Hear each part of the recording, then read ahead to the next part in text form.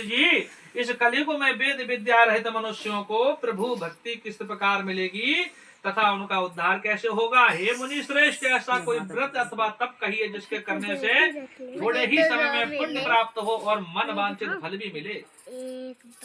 ऐसी कथा सुनने की हमारी प्रबल इच्छा है। कैसी? कोई पुण्य प्राप्त, ऐसा मतलब कलयुग में कोई ऐसी कथा बताएं प्रभु जो कि थोड़े ही समय में और थोड़े से ही खर्चे में पुण्य ज्यादा मिले और खर्चा कम हो, समय भी कम लगे। है समय का अभाव है कलयुग में सबके पास, तो कलिकाल में प्रभु कुछ ऐसी बताएं जो कथा, कोई ऐसी अच्छी सार जिससे हमारे मन को तृप्ति मिले। तो सर्व शास्त्र ज्ञाता श्री सूत जी ने कहा, हे वैष्णवों में पूज्य, आप सबने प्राणियों की इतनी बात पूछी है, अब मैं उस व्रत को, उस श्रेष्ठ व्रत को आप लोगों से कहूंगा जिसे नारद जी ने श्री लक्ष्मी नारायण भगवान से पूछा था और श्री लक्ष्मी पति ने मुनि श्रेष्ठ नारद जी को बतलाया था। यह कथा ध्यान से सुने। कौन कह रहे हैं ये बात? सूत जी महाराज, सूत भगवान कह रहे हैं कि अब मैं उस श्रेष्ठ व्रत को आप लोगों से कहूंगा जिसे नारद जी ने लक्ष्मी नारायण, नारद जी को भगवान लक्ष्मी नारायण ने बतलाया था, उसको ध्यान से सुने कि सभी स्थानों पर क्या क्या क्या कहा। सुनिए। मुनिनाथ सुनाओ यह सत्य कथा, सब काल है होए महासुखदाई, ताप हरे भव दूर करे सब काज सरे सुख की अधिकाई, अति संकट में दुख दूर करे सब ठोर कुठोर में होते सहाई, प्रभु नाम चरित गुणगान किए बिन कैसे महाकल पाप नसाई। एक समय योगीराज नारद दूसरों के हित की इच्छा से सभी लोगों में घूमते हुए मृत लोक में आ पहुंचे। यहाँ अनेक योनियों में जन्मे प्राय सभी मनुष्यों को अपने कर्मों के अनुसार उनके दुखों से पीड़ित देखकर उन्होंने विचार किया कि किस तरह के करने से निश्चय ही प्राणियों के दुखों का नाश हो सकेगा। ऐसा मन में विचार कर श्री नारद विष्णु लोक गए। वहां श्वेत वर्ण और चार भुजाओं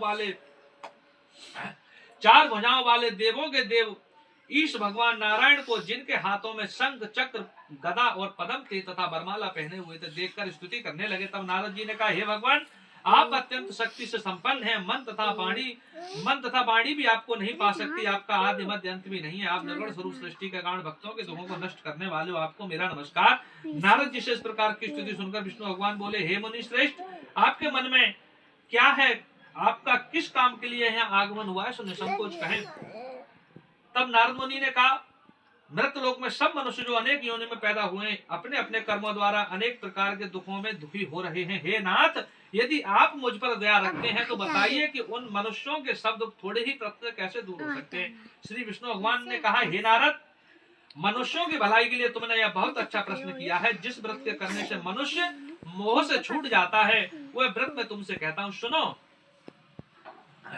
बहुत पुण्य देने वाला स्वर्ग तथा मृत लोक दोनों में दुर्लभ एक उत्तम व्रत है, जो आज मैं प्रेम बस होकर तुमसे कहता हूँ।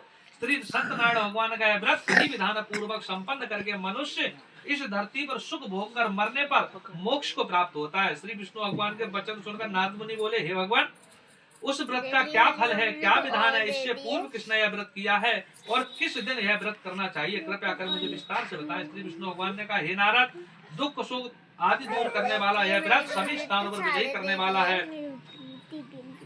भक्ति भाव और श्रद्धा के साथ किसी भी दिन मनुष्य श्री सत्यनारायण भगवान का संध्या के समय ब्राह्मण और बंधुओं के साथ धर्म पारायण होकर पूजा करे और भक्ति भाव से नैवेद्य केले का फल, शहद, घी, शक्कर अथवा गुड़, दूध और गेहूं का आटा सवाया लेवे। गेहूं के अभाव में साठी का चूर्ण भी ले सकते हैं। सबको भक्ति भाव से भगवान को अर्पण करें और बंद बांधों से ब्राह्मणों को भोजन कराएं। इसके पश्चात स्वयं भोजन करें। रात्रि में नाम संकीर्तन आदि का आयोजन कर श्री सत्यनारायण भगवान का स्मरण करते हुए समय व्यतीत करें।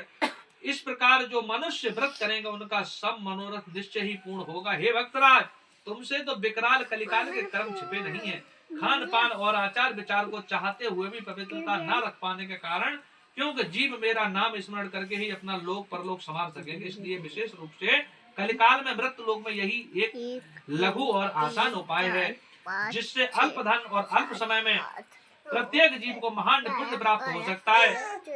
श्री सत्यनारायण कथा प्रथम अध्याय श्री हरि नारायण के चरणों में समर्पित लक्ष्मी नारायण भगवान की और श्रीमन नारायण भजमन नारायण श्रीमन नारायण नारायण श्रीमन्नारायण नारायण नारायण भजमन नारायण श्रीमन्नारायण